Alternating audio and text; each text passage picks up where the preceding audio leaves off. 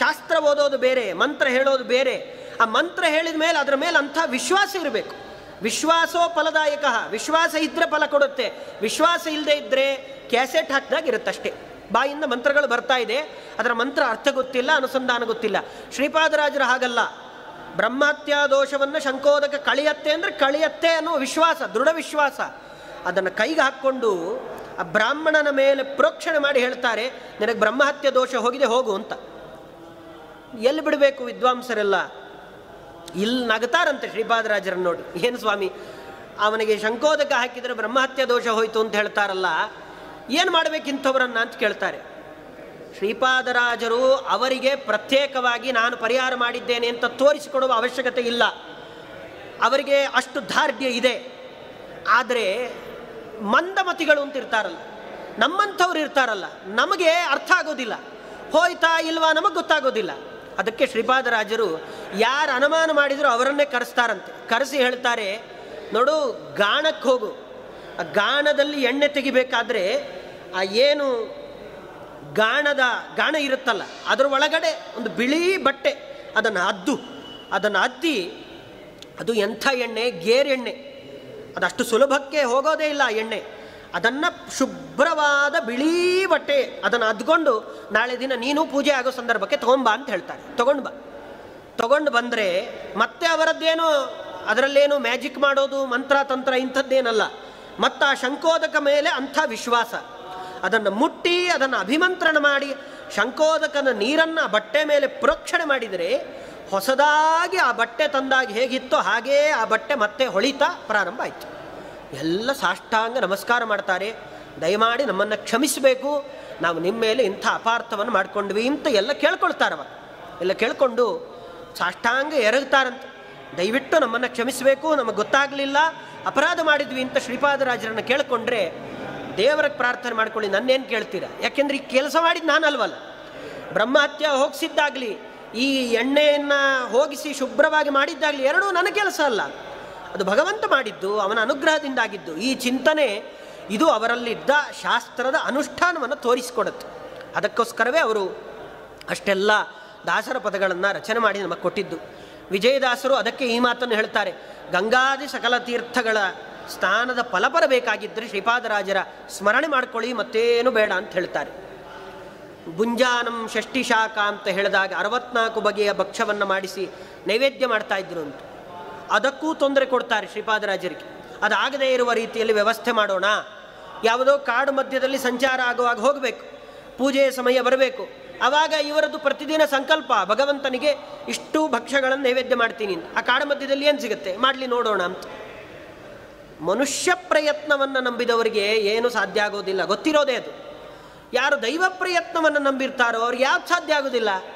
ಅವರು ಎಲ್ಲಿರ್ತಾರೋ ಅಲ್ಲೇ ವೈಕುಂಠ ಅಂತ ತೋರಿಸ್ತಾನೆ ಭಗವಂತ. ಶ್ರೀಪಾದರಾಜರು ಸಂಚಾರ ಮಾಡ್ತಾ ಹೋದರೆ ಅಲ್ಲಿ ಪೂಜೆ ಮಾಡಬೇಕು ಅಂತ ಕೂತ್ಕೊಳ್ತಾರೆ, ಪದಾರ್ಥಗಳೇ ಇಲ್ಲ. ಯಾರು ಅವ್ಯವಸ್ಥೆ ಮಾಡಬೇಕು ಅಂತ ಚಿಂತನೆ ಮಾಡಿ ದೂರ ನಿಂತ್ಕೊಂಡಿದ್ರೋ ಅವರ ಕಣ್ಣೆದುರುಗಡೆಯೇ ಎಲ್ಲ ಪದಾರ್ಥಗಳು ಅಲ್ಲಿಗೆ ಬಂದಿದೆ. ಅವತ್ತೂ ಕೂಡ 64 ಭಕ್ಷ್ಯವನ್ನು ಕಾಡು ಮಧ್ಯದಲ್ಲಿ ನೈವೇದ್ಯ ಮಾಡ್ತಾರೆ ಶ್ರೀಪಾದರಾಜ. ನೈವೇದ್ಯ ಮಾಡಿ ಎಲ್ಲ ಬ್ರಾಹ್ಮಣರಿಗೂ ಅದನ್ನು ಭೋಜನ ಮಾಡಿಸ್ತಾರೆ. ಇದು ಅವರ ಸಂಕಲ್ಪ, ಇದು ಅವರ ದಿನಚರಿ, ಅವರು ನಡ್ಕೊಳ್ತಾ ಇದ್ದ ರೀತಿ. ಇದು ಈ ರೀತಿಯಲ್ಲಿ ಇದ್ದದ್ದು ಶ್ರೀಪಾದರಾಜರ ವ್ಯಕ್ತಿತ್ವ. ಮೆರೆದಿದ್ದಾರವರು. ಕರ್ಣ, ಕುಂಡಲ, ಕಿರೀಟ ಇದನ್ನೆಲ್ಲ ಹಾಕ್ಕೊಂಡೇ ಇದ್ದಾರಲ್ಲ. ಅಂದರೆ ಹಾಕ್ಕೊಳ್ಳೋದು ಅಂದರೆ ಏನು ತೊಗೊಂಡು ಹಾಕ್ಕೊಂಡಿದ್ದಲ್ಲ, ಅದನ್ನು ದೇಹದಿಂದ ತೆಗಿಲಿಕ್ಕೆ ಸಾಧ್ಯ ಆಗ್ತಾ ಇರಲಿಲ್ಲ. ತೆಗೆದರೆ ರಕ್ತ ಬರಬೇಕು, ಕರ್ಣನಿಗೆ ಹೇಳ್ತಾರಲ್ಲ ಆ ರೀತಿಯಲ್ಲಿ ಭಗವಂತನೇ ವಿಶೇಷ ಅನುಗ್ರಹವನ್ನು ಮಾಡಿಕೊಟ್ಟಂತಹ ಕರ್ಣ, ಕುಂಡಲ, ಕಿರೀಟ ಇದೆಲ್ಲ ಅವನ ವೈಭವ. ರಾಜಸನ್ಯಾಸವನ್ನು ಮಾಡಿದವರು ಶ್ರೀಪಾದರಾಜ. ರಾಜಸನ್ಯಾಸ ಸಾಮಾನ್ಯವಾದ ಸನ್ಯಾಸ ಅಲ್ಲ, ಅದು ಎಲ್ರಿಗೂ ಸಿಗೋದಿಲ್ಲ. ಮತ್ತು ಅಂಥ ವೈಭವ ಒಬ್ಬರಲ್ಲಿ ಮಾತ್ರ ನೋಡ್ಲಿಕ್ಕೆ ಸಾಧ್ಯ. ಅಲ್ಲಿ ಏನು ಮತ್ತೆ ಸನ್ಯಾಸಿಗಳು ಬಂಗಾರ ಹಾಕ್ಕೊಳ್ಬಾರ್ದು, ಒಂದೊಂದು ವಿಶೇಷಾಂಶ. ಎಲ್ರಿಗೂ ಎಲ್ಲ ಸಾಧ್ಯ ಆಗೋದಿಲ್ಲ. ಧ್ರುವಕುಮಾರರಾಗಿದ್ದಾಗ 6 ತಿಂಗಳಿಗೇನೆ ಭಗವಂತನನ್ನು ಪ್ರತ್ಯಕ್ಷ ಮಾಡಿಸಿಕೊಂಡ್ರು. ಬೇರೆ ಯಾವುದಾದ್ರೂ ದೃಷ್ಟಾಂತ ಇದೆಯಾ? 6 ತಿಂಗಳಿಗೆ ಸಾಧ್ಯ ಆಗುತ್ತಾ? ಆಗೋದಿಲ್ಲ. ಅದನ್ನು ಸೂಚನೆ ಮಾಡಲಿಕ್ಕೇನೆ ಧ್ರುವಕುಮಾರರೇ ಮತ್ತೆ ಶ್ರೀಪಾದರಾಜರಾಗಿ ಬಂದಿದ್ದಾರೆ ಅನ್ನೋದನ್ನು ಸೂಚನೆ ಮಾಡಲಿಕ್ಕೋಸ್ಕರವೇನೆ ಭಗವಂತ ಅವರಿಗೆ ಈ ಎಲ್ಲ ರಾಜಸನ್ಯಾಸ ಯೋಗವನ್ನು ಕೊಟ್ಟಿದ್ದ. ಅದಕ್ಕೆ ಅವರೆಲ್ಲ ಮುತ್ತಿನ ಕವಚ ಮೇಲ್ ತುರಾಯಿ ಅಂತ ವ್ಯಾಸರಾಜರು ಹೇಳುವ ಹಾಗೆ ಅವರು ಹಾಗೇ ಬದುಕಿದವರು. ಅವರ ಜೀವನ ಇಡೀ ಹಾಗೆ ನಡೆಸ್ಕೊಂಡು ಬಂದವರು. ಅವರಿಗೆ ಭಗವಂತನ ಅನುಗ್ರಹದಿಂದ ಬಂದದ್ದೇ ಹೊರತು ತಾವು ಸಂಪಾದನೆ ಮಾಡಿ ಒಂದು 10 ಜನಕ್ಕೆ ತೋರಿಸಿಕೊಳ್ಬೇಕು ಅಂತ ಮಾಡ್ಕೊಂಡಿದ್ದಲ್ಲ. ಇದು ಭಗವಂತನ ನಿರ್ಮಾಲ್ಯ ಅಂತ ಧರಿಸ್ಕೊಂಡಿದ್ದಷ್ಟೇ ಹೊರತು ಅದನ್ನು ಹಾಕ್ಕೊಂಡು ನಾವು ಎಲ್ಲ ಕಡೆ ಅದನ್ನು ಕೆಲವರು ಶೋಗೋಸ್ಕರ ಹಾಕ್ಕೊಳ್ಳುತ್ತಾರೆ ಅಂತಾರಲ್ಲ, ಆ ಥರ ಹಾಕ್ಕೊಂಡಿದ್ದಲ್ಲ ಶ್ರೀಪಾದರಾಜರು. ಅವರ ದೇಹದ ಒಳಗೇನೆ ಇದ್ದಂತಹ ವಸ್ತುಗಳದೆಲ್ಲ. ಹೀಗೆ ಶ್ರೀಪಾದರಾಜರು ತಮ್ಮ ಜೀವನದ ಉದ್ದಕ್ಕೂ ಕೂಡ ನಡ್ಕೊಂಡು ಬಂದಿದ್ದಾರೆ. ಸಾಳ್ವ ನರಸಿಂಹರಾಜ ಶ್ರೀಪಾದರಾಜರ ಚರಿತ್ರೆಯನ್ನು ಕೇಳಿ ಅವರ ಅದ್ಭುತವಾದಂತಹ ಮಹಿಮೆಗೆ ಬೆರಗಾಗಿ ಅವರನ್ನು ಸಿಂಹಾಸನದಲ್ಲಿ ಕೂಡಿಸಿ ಅವರಿಗೆ ರತ್ನಾಭಿಷೇಕಗಳನ್ನು ಮಾಡ್ತಾನಂತೆ. ಬೇಕಾದಷ್ಟು ರತ್ನ ಮುತ್ತುಗಳ ಅಭಿಷೇಕವನ್ನು ಅವರ ಮೇಲೆ ಸುರಿಸಿಬಿಡ್ತಾನಂತೆ. ಸುರಿಸಿ ಅವರಿಗೆ ಎಲ್ಲವನ್ನು ಸಮರ್ಪಣೆ ಮಾಡ್ತಾರೆ. ನನಗೆ ಯಾವುದು ಬೇಡ, ಎಲ್ಲ ಆ ಗೋಪಿನಾಥನಿಗೇನೇ ಸಮರ್ಪಣೆ ಅಂತ ಎಲ್ಲ ಭಗವಂತನಿಗೆ ಸಮರ್ಪಣೆ ಮಾಡಿಬಿಡ್ತಾರೆ. ಶ್ರೀಪಾದರಾಜರು ಇಂಥ ಜೀವನವನ್ನು ನಡೆಸ್ಕೊಂಡು ಬಂದಿರತಕ್ಕಂಥವರು. ಅವರ ಕೃತಿ ಅದು ಬಹಳ ಅದ್ಭುತ. ನಮಗೆ ಸಿಕ್ಕಿಲ್ಲ ಅಂತ ಮಾತ್ರ ನಾವು ಉಳಿಸ್ಕೊಳ್ಳಿಲ್ಲ ಅಂತ ಹೇಳಬೇಕೇ ಹೊರತು ಅವರು ರಚನೆ ಮಾಡಿಲ್ಲ ಅಂತ ಹೇಳೋದು ಅದರ ನಮ್ಮ ದೌರ್ಭಾಗ್ಯ.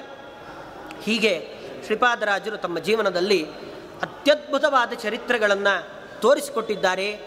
ಅದರಲ್ಲಿ ಅವರು ರಚನೆ ಮಾಡಿದ ಮಧ್ವನಾಮ, ಅದರ ಅನುಸಂಧಾನ ನಿನ್ನೆ ದಿವಸ ಒಂದು 3 ಶ್ಲೋಕಗಳನ್ನು ನೋಡಿದ್ವಿ.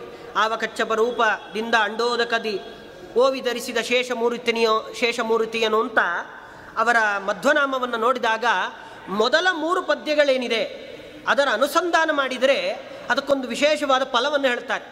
ಕೇವಲ ಆ 3 ಶ್ಲೋಕಗಳನ್ನು ಅನುಸಂಧಾನ ಮಾಡಿದರೆ ಒಂದು ವ್ಯವಸ್ಥಿತವಾದ ನೆಲೆ ಸಿಗುತ್ತಂತೆ. ಆ 3 ಶ್ಲೋಕಗಳನ್ನು ಅಂದರೆ ಕೆಲವರು ಅಲಿತಾ ಇರ್ತಾರೆ, ಈ ಊರಲ್ಲಿರ್ತಾರೆ, ಆ ಊರಿಂದ ಅವನ್ನ ಮತ್ತೆಲ್ಲಿಗೋ ಟ್ರಾನ್ಸ್ಫರ್ ಮಾಡ್ತಾರೆ, ಇಲ್ಲೆಲ್ಲ ಅಡ್ಜಸ್ಟ್ ಆಗಿರ್ತಾರೆ, ದೇವರ ಪೂಜೆಗೆ ಬೇಕಾದಾಗ ಎಲ್ಲ ವ್ಯವಸ್ಥೆ ಮಾಡ್ಕೊಂಡಿರ್ತಾರೆ, ಇಲ್ಲಿಂದ ಇನ್ನೊಂದು ಕಡೆ ಕಳಿಸ್ತಾರೆ, ಅಲ್ಲಿದ್ದರೆ ಅಲ್ಲಿಂದ ಮತ್ತೊಂದು ಕಡೆ ಕಳಿಸ್ತಾರೆ. ಹೀಗೆ ಒಂದು ಕಡೆ ಉಳಿಲಿಕ್ಕೆ ಸಾಧ್ಯ ಆಗದೆ ಊರೂರು ತಿರುಗ್ತಾ ಇದ್ದೀರಾ ಅನ್ನುವ ಭಾವನೆ ನಿಮ್ಮಲ್ಲಿದ್ದರೆ, ನಾವು ಒಂದೇ ಕಡೆ ನೆಲೆಯಿಂದ ನಿಲ್ಲಬೇಕು ಅನ್ನುವ ಮನಸ್ಸು ನಿಮಗಿದ್ದರೆ, ಅದು ಸುಮ್ಮನೆ ನಿಲ್ಲಬೇಕು ಅಂದರೆ ದುಡ್ಡು ಮಾಡಲಿಕ್ಕೋಸ್ಕರ ಅಲ್ಲ, ಭಗವಂತನ ಪೂಜೆ ಮಾಡಬೇಕು, ಅದಕ್ಕೆ ಅನುಕೂಲವಾಗಿದೆ ಈ ಊರು, ಇಲ್ಲೇ ನಾನು ಇರಬೇಕು ಅನ್ನುವ ಆಸೆ ಇದ್ದರೆ ಈ 3-4 ಶ್ಲೋಕಗಳ ಅನುಸಂಧಾನ ಮಾಡಿದರೆ ಸಾಕು. ಅದೇನು ವಾಯುದೇವರ ಮೂಲ ರೂಪ, ವಾಯುದೇವರ ಮೂಲ ರೂಪ ವಾಯುಕೂರ್ಮ, ಆ ವಾಯುಕೂರ್ಮವನ್ನು ಅನುಸಂಧಾನ ಮಾಡಿದರೆ ಸಾಕು, ವಿಷ್ಣು ಕೂರ್ಮವನ್ನು ಅನುಸಂಧಾನ ಮಾಡಿದರೆ ಸಾಕು, ಒಂದು ಕಡೆ ಗಟ್ಟಿಯಾಗಿ ನೆಲೆ ನಿಲ್ಲಕ್ಕೆ ಸಾಧ್ಯ ಆಗತ್ತೆ. ಅಂಥದ್ದು ಶ್ರೀಪಾದರ ರಚನೆ ಮಾಡಿರುವ ಮಧ್ವನಾಮದಲ್ಲಿರುವಂಥ ಶಕ್ತಿ ಅಂಥದ್ದು. ಮತ್ತವರು ಅದರಲ್ಲಿ 3 ಶ್ಲೋಕದ ನಂತರ 5ನೇ ಶ್ಲೋಕದಿಂದ ಹನುಮಂತ ದೇವರ ಚರಿತ್ರೆಯನ್ನು ಹೇಳಲಿಕ್ಕೆ ಪ್ರಾರಂಭ ಮಾಡ್ತಾರೆ. ಇಡೀ ಹನುಮಂತ ದೇವರ ಚರಿತ್ರೆಯಲ್ಲಿ ಯಾವುದೋ 1-2 ಭಾಗಗಳನ್ನು ಮಾತ್ರ ಅವರು ನಿರ್ಮಾಣ ಮಾಡಿಕೊಟ್ಟಿರುವಂಥದ್ದು, 1-2-3 ಅಂಶಗಳನ್ನು ಮಾತ್ರ ತೆಗೆದು ಹೇಳ್ತಾರೆ. ಅದು ಬಹಳ ಪ್ರಧಾನವಾದ ಅಂಶ. ಯಾವುದು ಭಗವಂತನಿಗೆ ಅತ್ಯಂತ ಪ್ರೀತಿ ಆಯಿತೋ ಅಂಥ ಅಂಶಗಳನ್ನು ರಾಮಾಯಣದಿಂದ ತೆಗೆದು ಸ್ತೋತ್ರದಲ್ಲಿ ಹೇಳ್ತಾರೆ. ಹೇಳ್ತಾ ಅದರಲ್ಲಿ ನೆನ್ನೆ ನೋಡಿದ ಹಾಗೆ ಪೋತಭಾವದಿ ತರಣಿ ಬಿಂಬಕ್ಕೆ ಲಂಘಿಸಿದ ಹನುಮಂತ ದೇವರು ಸೂರ್ಯನ ಹತ್ರ ಹೋದಾಗ ಅಲ್ಲಿ ಅವರಿಗೆ ವಜ್ರಾಯುಧದಿಂದ ಹೊಡೆದಾಗ ಅವರ ಕೆನ್ನೆ ಊದ್ಕೊಳ್ಳುತ್ತೆ ಅಂತೆಲ್ಲ ಹೇಳ್ತಾರೆ.